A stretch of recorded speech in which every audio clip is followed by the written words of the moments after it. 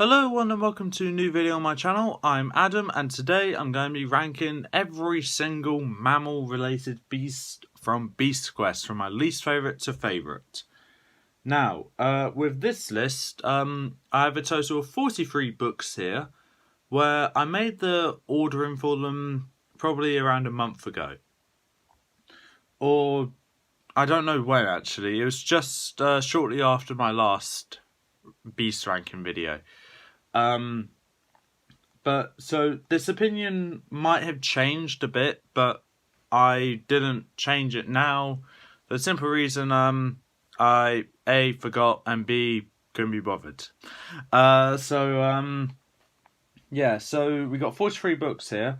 I was going to divide them into two separate parts, but I decided I'm going to do it in one big recording session and just hope for the best. So some of these will be quick descriptions of these beasts, others won't be as quick.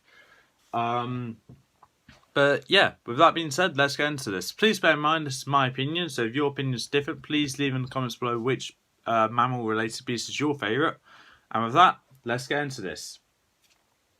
So 43rd place is Claw the Giant Monkey. This one is easily my least favourite beast, full stop, of any beast there is in this series. So I'm not going to go into too much detail here, as if you've been on this channel for a while, you know that I do not like Claw.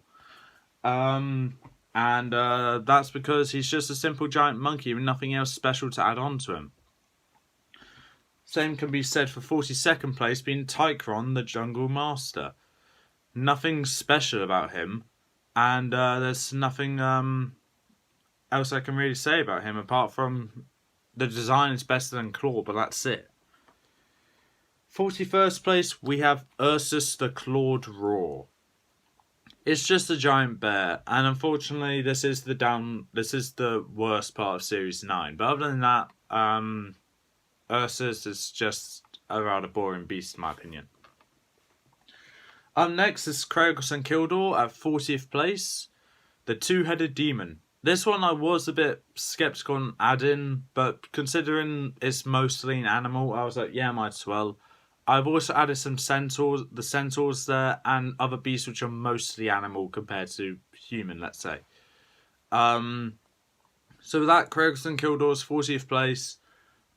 This is actually one of my least favourite specials. And maybe my least favourite, full stop. But that's because I do not like Kratos and Kildor at all.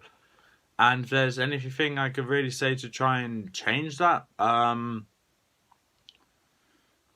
there isn't. There's nothing. There's literally nothing about Kratos and Kildor I like. The abilities, I will admit, are okay, but it's not brilliant. 39th place, we have Muro the Rat Monster. Now, I tried to be as nice as I can to this beast, considering it's from Series 6, which was at one point my favourite. But I need to be fair when I said that Muro is actually a really bad beast. Really boring, really forgettable. 18th place, we have Drogan the Jungle Menace. So this one, no reason why he's even up here. But for the simple reason, he's not any higher because I never liked him. So yeah.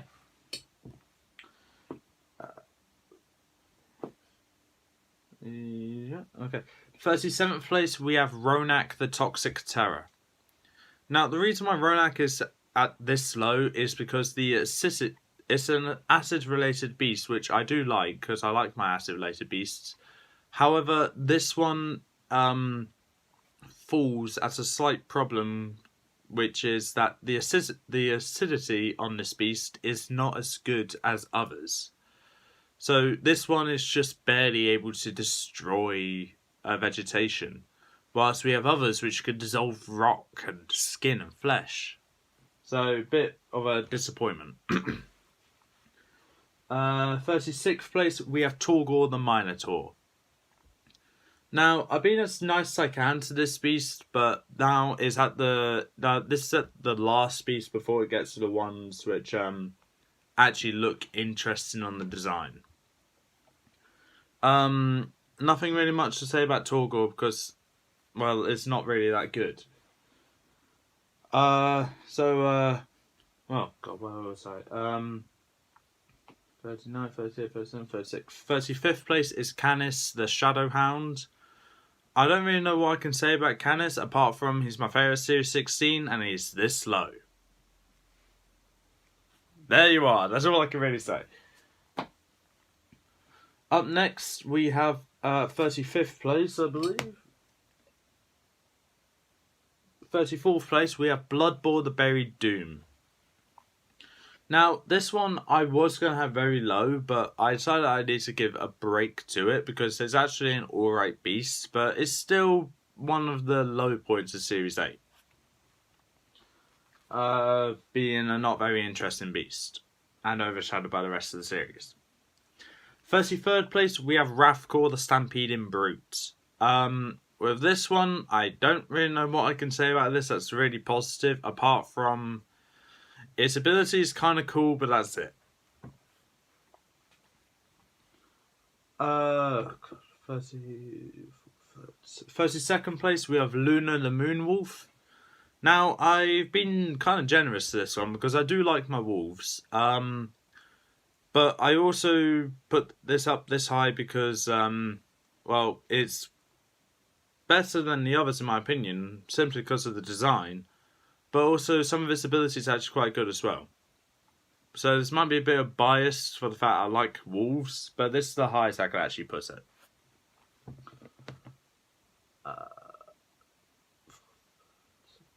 31st place, we have Score the Winged Stallion. With this one, all I can say is that compared to Torgor, who's also on this list, this one is much better. But not by a lot, though. If it came to me giving my personal opinion on each Series 3 beast, my least favourite would be Torgor, followed by Score. Yes, Tusk has gone up, but just barely. But yeah, that's all I can really say about Score, because he's not really that interesting. But I will say, though, I think it's because I had high expectations for him, and it just didn't reach what I was expecting. 30th place, we have Minos the Demon Bull.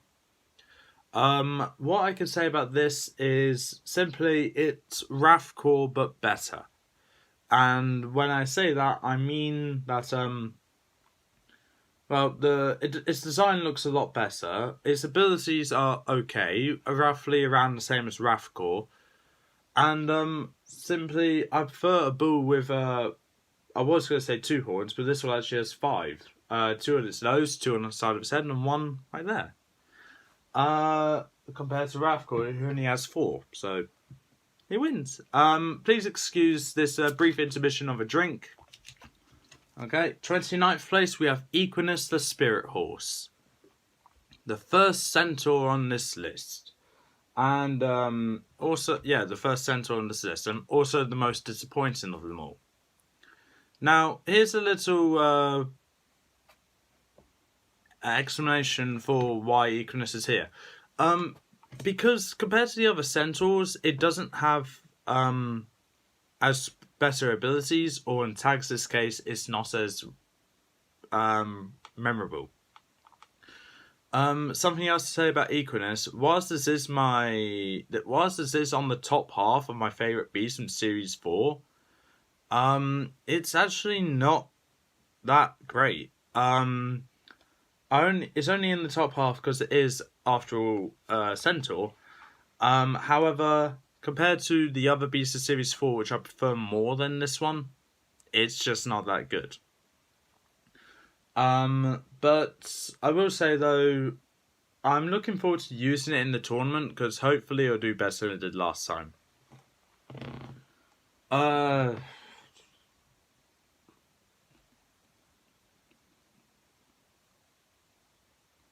Yep, okay, 28th place, I think, is Shamani the Raging Flame. This one I was tempted to put a bit higher, but because I rarely ever talk about this beast, and also it's my least favourite Series 10, I was just like, yeah, I'm going to need to put it here. Because I do prefer the other beasts over this one more, which with the next two can be considered a bit surprising. But yeah, as it's my least favorite series 10, and also I don't talk about this beast much at all, I need to put it in the forgettable category. 27th place, we have Tagus the Horseman. Now, the second centaur to appear on this list. This one is probably the most boring of them all. However, the reason why he's above Equinus is for the simple reason he appears in more than one book. But that's it.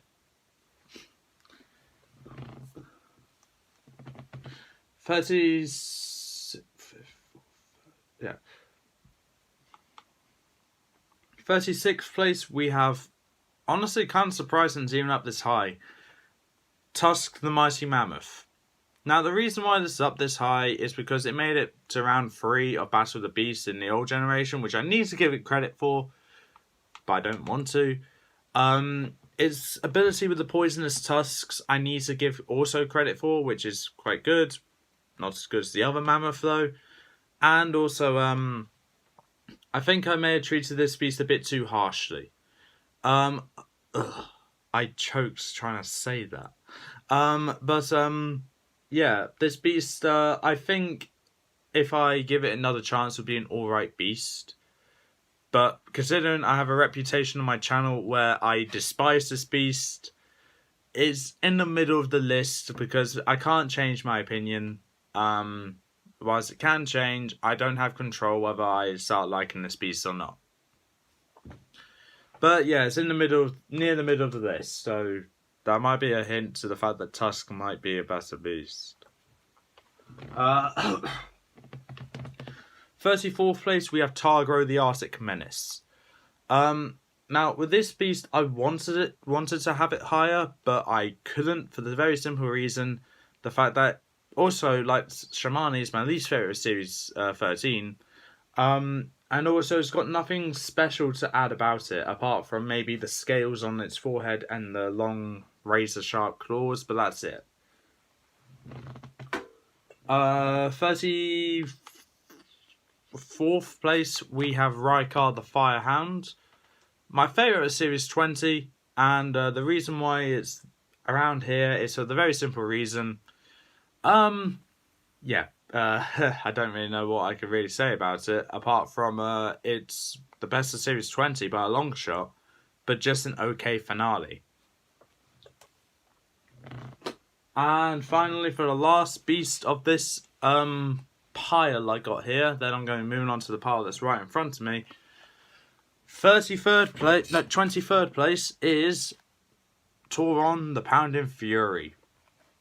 Now, out of all the centaur beasts, this one's the second best for the very simple reason it can fly. It's not half man, half horse. It seems to be half minosaur, half horse. And also it's got very good abilities as well. Well, very good assortment of weapons with the sword and the Wolverine claws. Not to mention a few other great abilities as well. But other than that, it is after all a book from Series 11, which we all know does not have a very good reputation. So yeah, unfortunately, Tauron is 23rd place. So I got 22 beasts here, all of which are based off mammals, and I ranked them all from my least favourite to favourite. With this, I am relatively happy with the list, especially when it comes to around the top 10, because all 10 of these beasts that's at the top 10 I actually really like. The others, not as much, but they're still quite good. So, continuing this off, let's go to 22nd place, Stealth the Ghost Panther. Now, most people would have expected this to be in part 1, but the reason why I was in part 2 is because I do have a bit of nostalgia towards this beast compared to the others. But also, I do like some of its abilities as well, with its agility, sharp claws, and of course tail whips, and of course one slash of its claws turns anyone evil. And also, it is my favourite book of Series 4, so I need to give it some more credit there. But other than that, there's nothing really much else I could say about Stealth, which is good. I will say though, it is kind of refreshing to see it on part 2 instead of part 1 for something. 21st place we have, I believe, yeah, this is the last special in this list, but I don't know if it's the first special. Yakarix the Ice Bear. So this beast, whilst I don't really think too highly of it as a special, as a book by itself compared to others, it is in the top half. Like, it is quite good. I like that it brings a oncoming storm, or well, winter with her. Not to mention she's similar to Grashkor, willing to go down with her castle. Just to kill Tom. Anything else to say about Yakarix? Not really, apart from it is a relatively okay special and an okay beast, but compared to mammals, all the mammal beasts is in the top half. So 20th place we have Vermok the Spiteful Scavenger. This one I don't really know how I can really say, but it seems to be based off a naked rat. When picking this list, I did have the help of a friend of mine. She also agreed that this seems to be based off a naked rat. So that's why it's on there. Vermok is known for its tail whip, sharp claws, sharp fangs, and of course a sharp haunter, agility as well. Probably another ability as well which I'm missing, but I'm sure I'll remember it by the time my tournament starts. But with that, Vermok, 20th place. It's not any higher because it has kind of faded into the background, let's say. Same with the next 7 books who kind of faded into the background as well. 19th place, we have Texan the Armoured Giant.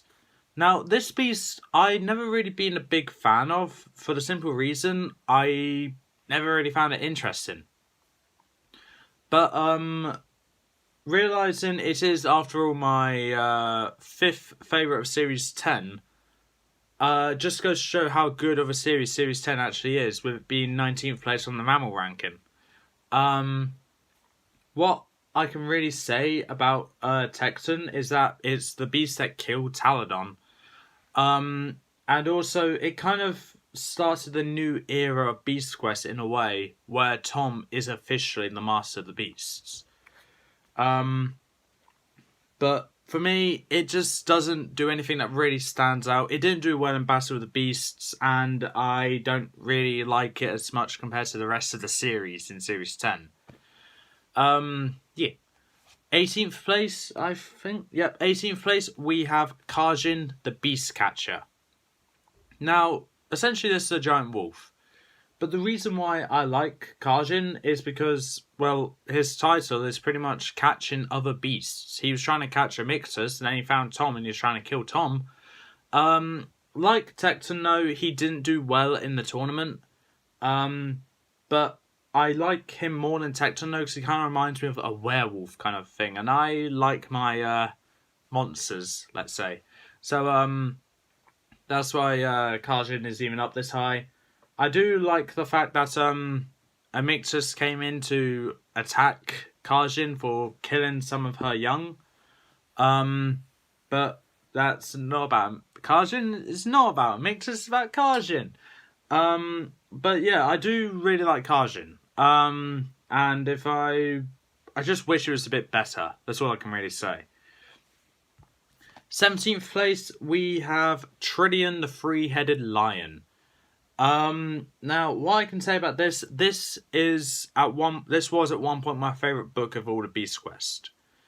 And now, considering it's 17th place on the Mammal ranking, you can tell it moved down quite a lot. But yeah, with Trillion, it's just essentially a non-stop fight throughout the entire book. And unfortunately, Tagus was there as pretty much a flesh shield for Tom. But, if we ignore the fact that he was essentially a flesh shield, Tagus was doing his best. Just not a good best, I guess. But with that, though, Trillian isn't really one that stands out to me and just kind of blends into the background with the other beasts, as apart from having 2 extra heads, he doesn't have anything else that really stands out. 16th place, we have Menux, the Saber-Toothed Terror. Now, Menux was essentially being a rat, I believe it is. It's a better version to Muro and Vermok, in my opinion. Because whilst this is my least favourite Series 22, it's still a book that I really like.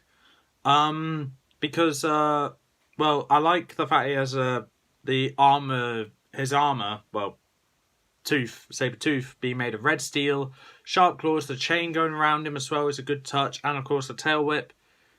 The only critique I have is that he is his weakness is fire, and he's protecting a forge, which is a bit questionable, but it's alright. I won't argue with it, I'll just question it. But Menux is an actually really good starter book for Series 22 and a really good book full stop. So yeah, Menux, great book, nice. Now this might be a bit of a controversial choice here. And when I say a bit, I mean really controversial. 15th place, we have Brutus the Hound of Horror. Yep, Brutus.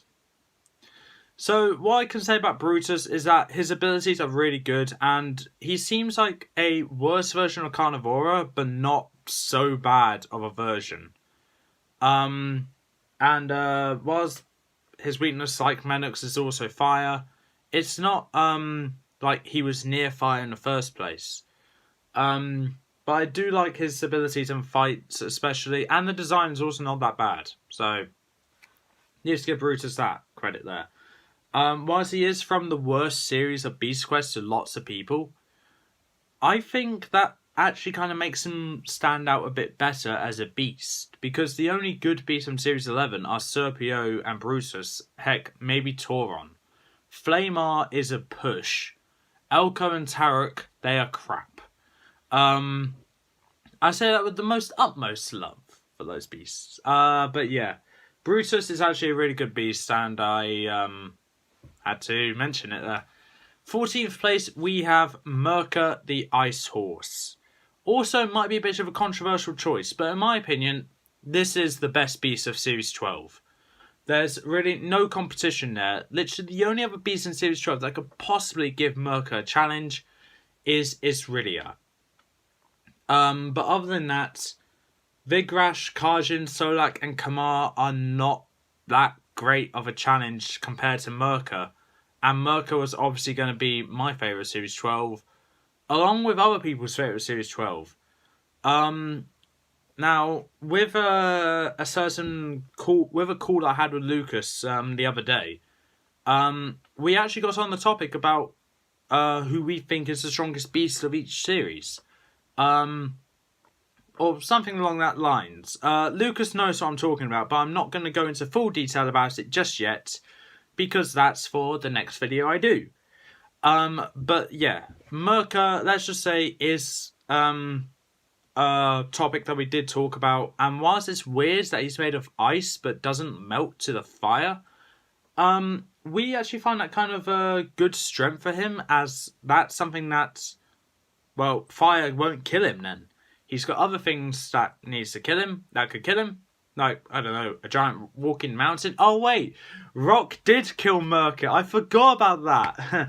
Yeah. Something else to say about Merca is that, whilst he is the best of Series 12, unfortunately, like Brutus, he is from a bad series. But that kind of could help him a bit. 13th place, we have Cayman, the Gorgon Hound. Now, with this beast, I kind of really like this beast, because whilst I may have treated it a bit too harshly when I did my Series 3 review all those years ago, I remember saying it is still one of the best beasts, and it was in my top 3 of Series 3, but now it's in my top 2, pushing for that number 1. Cayman, and the reason why Cayman is so close to guess my number one there is because, well, he has the ability to split into 3 different forms. Well, 3 versions of itself. Not to mention all having the same abilities as her, which is still quite good. The only problem there is with Cayman is that sometimes she can be a bit clumsy and not know her own weight, let's say. Because that's how she died. She jumped off a castle, landed on an old drawbridge that broke beneath her, and she drowned. So whilst we know that Cayman can't swim, I'd say it kind of gives Cayman a little push up. That's what killed her herself. But yeah, that's Cayman. 16, 15, 14, 13. 12th place, we have a quarter, the all-seeing ape. This one I was debating on putting before Cayman, but after realising that she has a rather good ability, being able to control vines like Merc can, but also have 360-degree vision like most prey in the animal kingdom, I think a quarter is actually an alright beast here. She has quite good abilities, and while she is the worst of Series 25 in my opinion, she's not a bad beast whatsoever. She is probably, to an extent, one of the better monkey beasts. Actually, no, that's not even a lie. That she is one of the better monkey beasts. She's not the best. She's the second best. But for that, a quarter is 12th.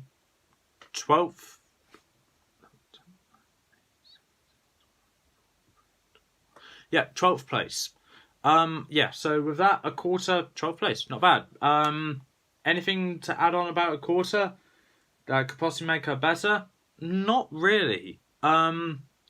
Whilst a quarter is clearly based off an orangutan, and has some good abilities, it's not too much where she could be considered overpowered, but she's not so much like the animal she's based off to where it's just boring to me. So a quarter is actually a good beast for what it is. 11th place, we have the worst book of Series 26. So we know what that could imply with the rest of the Series 26 books. But 11th place, we have Silexa, the Stone Cat. Now, Silexa I really do like this beast for its design, abilities, and fight. It is, after all, the worst beast of Series 26 for the simple reason she was the only one of that of her series to die in round 1. So she didn't really have a chance to prove herself. And then, fast forwarding a bit, she still wasn't the... oh god, let me restart that. She didn't make it past round 1. She was the only one in Series 26 to not make it past round 1, whilst the other beasts Series 26 did quite well. Whilst in my Series 26 review, I believe I said Technos was my least favourite, unfortunately, Silex is now my least favourite Series 26. But with her being 11th place on the Mammal ranking list, that gives you a kind of good hint to where Silexa would be if I ranked all the books at once. Which I'm not going to do because I don't want to have a giant tower of books right in front of me, just recording all of them one after the other. So, yeah, but Silexa, 11th place. I really do like her. Unfortunately, her ego can get in the way. And that's why she lost in round 1 of the tournament that she was in. But also the reason why she wasn't really that great as a book to begin with. But she's still quite a good book in my opinion. Now, kicking off the top 10, we have the newest mammal-related beast. And was Lucas maybe a bit surprised this is up here? I think he'll understand why it's even up here to begin with. But 10th place, we have Gorog, the Fiery Fiend. Now, Gorog being the newest entry on this list, obviously, needs to give a heads up, spoilers. But with this, Gorog has a rather good ability, being the heat gaze, a good fight for a starter book actually, and quite a good design. Where me and Lucas originally thought he was a bulldog or based off a bulldog, but no, he's based off a Varkule. And Varkules are I would say, closely resemble dogs. That's why he's even on this list. But it's a good thing to finally have Varkule as a beast finally, instead of just a henchman to a beast. But another thing to say about Gorog is that it kind of kicked off what was actually a really good series. Series 27 it started off with a book I didn't think too highly of. I didn't think it was terrible. I just thought it was just okay. Then book 2 came along, quite good. Okay, I'm looking forward for the other 2. Book 3, not as good, unfortunately. It's really bad. But book 4, brilliant. Honestly, brilliant. But Gorog is the beast that started that entire series, and whilst he didn't make much of an appearance in it, he still did quite good, and I look forward to using him in the tournament. I do not remember who his opponent is, but I'm sure he'll do fine. Depending on who his opponent is. 9th place, we have probably a surprising entry for someone like me. 9th place is Crotax the Tusk Destroyer. No one would think that I have a mammoth-related beast in my top 10 for this list. But yeah, Crotax, number 10, easily, without a doubt. What I can really say about Crotax is that I love her design, being so much better than Tusk, and her abilities, whilst not having the poisonous tip tusks like Tusk does, she still has quite a good ability, such as the sharp tusks made of a unique alloy, which are very hard to shatter. And not to mention the armour, spikes along her trunk, not to mention the charging. I can go on about Crotax. The fight was also quite good. That was probably the weakest part of this book. But the abilities is where Crotax shines. And Crotax's victim in New Generation Tournament, I believe, was Diprox. And in round 2, she unfortunately didn't make it. But she still had quite a good battle in round 2 as well. But she died the same way that Cayman died in her book. The way that Cayman died in her book is the same way that Crotax died in the tournament. She had her own weight used against her. 8th place, we have Silver the Wild Terror. This is Lucas's second favourite book. Sorry, I just needed to breathe that. This is Lucas's second favourite book, as far as I'm aware. Whilst his opinion can change, I know this is his favourite book of Series 9, and his favourite book of the old generation as a whole. But, whilst I think this book can be surpassed by another book that isn't Jakara, I don't think it has. And whilst I can't really explain in full detail why Lucas loves this book as much as, way more than I do, I need to give credit where it's due and say it's actually quite a good book. With the sharp fangs, sharp claws, and of course, the whole link to the fact that this is actually Eleanor's pet wolf turned into a beast, which is something that got a lot of people really excited for this series. And this is definitely one of the high points of Series 9. If there's one critique I have of it, it's the fact that because each series of Beast Quest is normally released in halves, I would have thought Silver would do better as like book 3 instead of book 4. Because there's normally like a 2 or 3 month gap between one half of one series being released and the other half being released. So Silver, Spikefin and Torpix were released 2 or 3 months after Ursus, Minos and Karaka. If Karaka and Silver were swapped round, I think people would be more excited for the rest of Series 9 to come out, because they're like, okay, book 3 was actually really good. It had Ellen's pet wolf be the main beast, but now, how can it get any better? To me, it does. To Lucas, I guess it does, just not as good as it did for that book. But yeah, if Silver was book 3, I think it would have Series 9 would have been a more successful series than it was. But yeah, 8th place with Silver, not bad at all. Now what's keeping him from going any higher for me is that the rest of these beasts have either done really well in their tournament, or I have a lot of nostalgia towards them. And we'll start things off with a beast that I have lots of nostalgia towards. 7th place is Madara, the Midnight Warrior. This beast I had an inside joke with for my older videos on my channel, where every time I mention her name, I look out the window and I see a white cat with yellow eyes. And then for the next few months, I keep calling Madara as the beast who must not be named. Obviously that joke is now gone, and I'm not going to revisit it again. But it was funny at the time, and I still get a little chuckle out of it every time I think about it. However, though, apart from that, and Madara only making it to round 3 of the old generation tournament, I don't know who she lost to. I think that's what's preventing her from getting any further forward. But she does have great abilities, and she's from my favourite series of Beast Quest as a whole.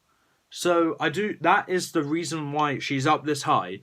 Design, whilst looking rather simplistic, still looks kind of menacing as well. And the fight is also quite good.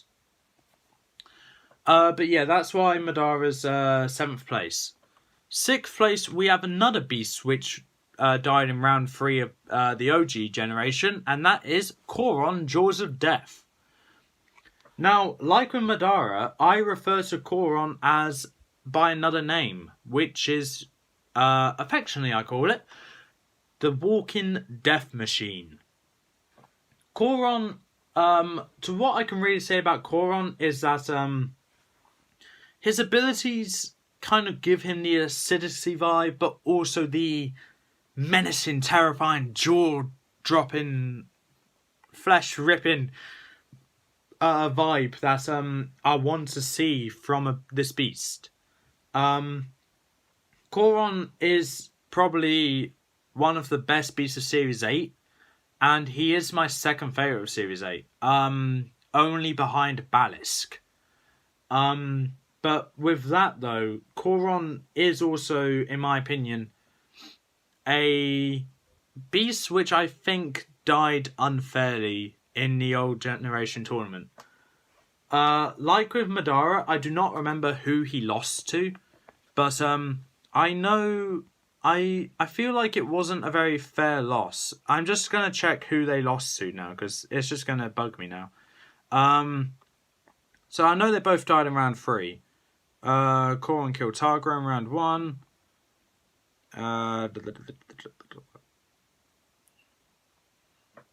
Koron killed Equinus in round 2. And in round 3, Koron was killed by... Oh yeah, okay. Koron was killed by Sultra. Which, yeah, I can kind of see where that's coming from, but I don't fully agree with it. So, yeah, I'm not exactly happy about that loss. And Madara lost to Torpix. Okay, yeah, that one I need to be fair. Madara was going to lose that one. But Koron losing to Sultra, I still think about, and think maybe Koron could have won. But I think it's the fact that Koron can be aware that he has so many good weapons at his disposal that he gets a bit carried away. So, like with Cobra, his ego got in the way. But anyway, moving on. 5th place, we have... Wow. The last 5 books, and 4 of them are from the new generation. Okay, 5th place, we have Jurog, Hammer of the Jungle. This beast was, in my opinion, well, it was already the best monkey beast, in my opinion. But after his phenomenal display in the new generation tournament, he is easily the best monkey beast. There's no competition anymore. I think what keeps him from being any higher is that I liked the other books more when I first read them, and whilst one of them did worse than him in the New Generation tournament, this one was just okay, or just good, and now he's gone up to great because of the New Generation tournament. He's now my favourite Series 22. And whilst I'm happy he did good in Series 22 and pulled what I thought was actually kind of underrated series Out of the Dark, I think I would have preferred it more as Book 2. And that's for the same reason as Silver. If it was released in the first half of the series instead of the second half, I think it would have made people more excited for the rest of the series. I'm not saying Larnak is not a great beast. I'm saying that I think Durog is better. And I can't believe I said that about a monkey beast comparing it to a bug beast. And I said the monkey beast is better. What is wrong with me today? But yeah, Durog is still a great beast. And with how well he did in the tournament, he deserves that 5th place. 4th place, we have the one beast which didn't do as well as Durog in the tournament. And that is Chiron, Lord of Fire. This beast, like with Durog, did really well in Battle of the Beasts New Generation. However, he didn't do as well as Durog. But Chiron, I've always liked since when I first read him.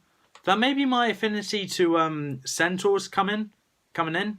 But also, he has great abilities and I kind of get creative freedom to use his fiery abilities at my own disposal. To where I can try and think of a way of how Chiron can win a fight in a rather creative way in which it won't be a simple stab to the heart or something. Or just a simple fireball. No, with Chiron, he can make fire erupt from the ground. He can swing arcs of fire from his sword. He can fly. He's immune to fire. This is a great beast and one of the best fire-related beasts in my opinion.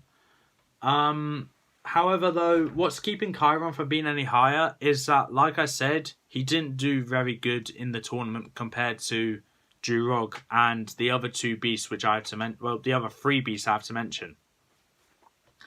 So that 3rd place we have Morax the Wrecking Menace.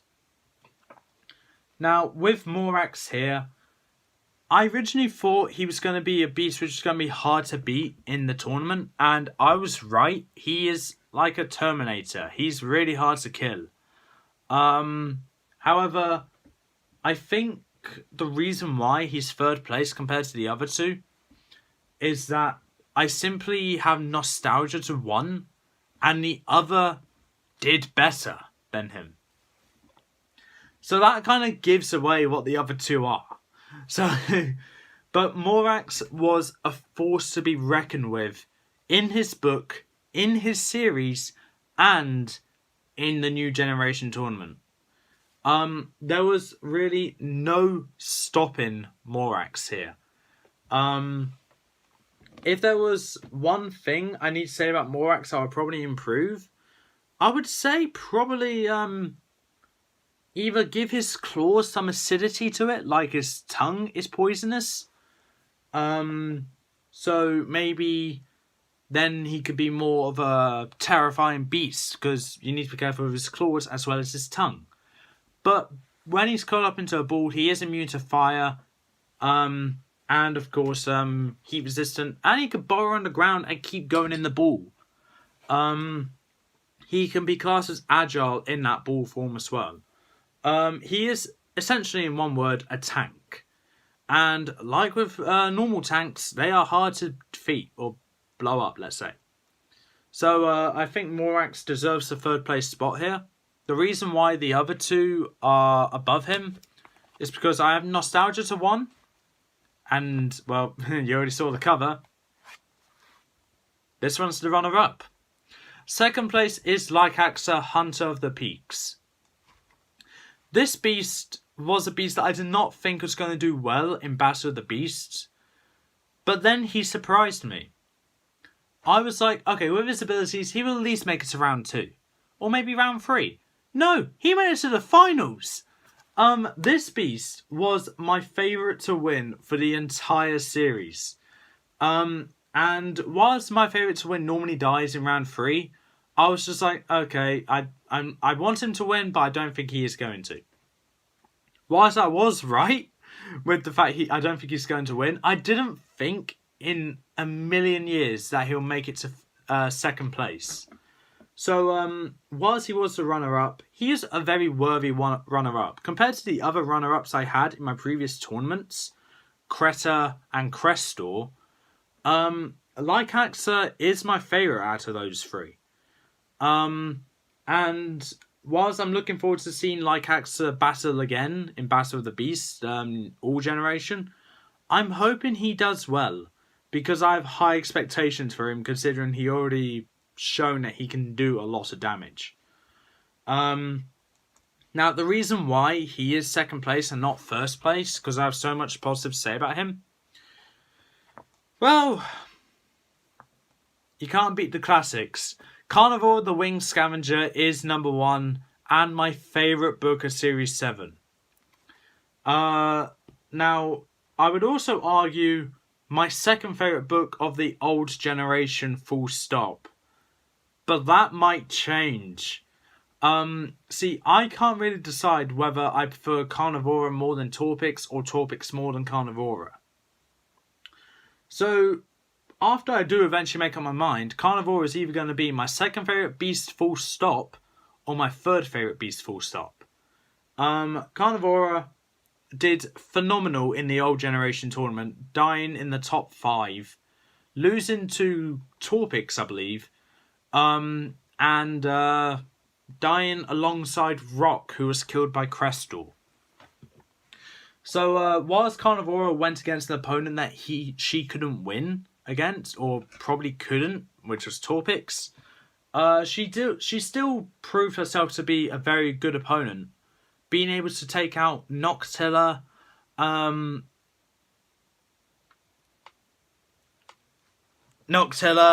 I believe she killed Brutus as well, but I can't remember entirely for that one. No, I don't remember. I believe she killed Brutus, but I know she killed Noctilla. She scored a fair amount of victories under her belt. Whilst I do not remember all her victories, what they were, I know she made it to the top 5, and I do have high expectations for her in the All Generation tournament. And whilst I don't think she would win, I'd like her to at least make it to round 3. So that's what I'm hoping for, and that's what I'm kind of fingers crossed for. But with that being said, that is my Mammal ranking list done and dusted.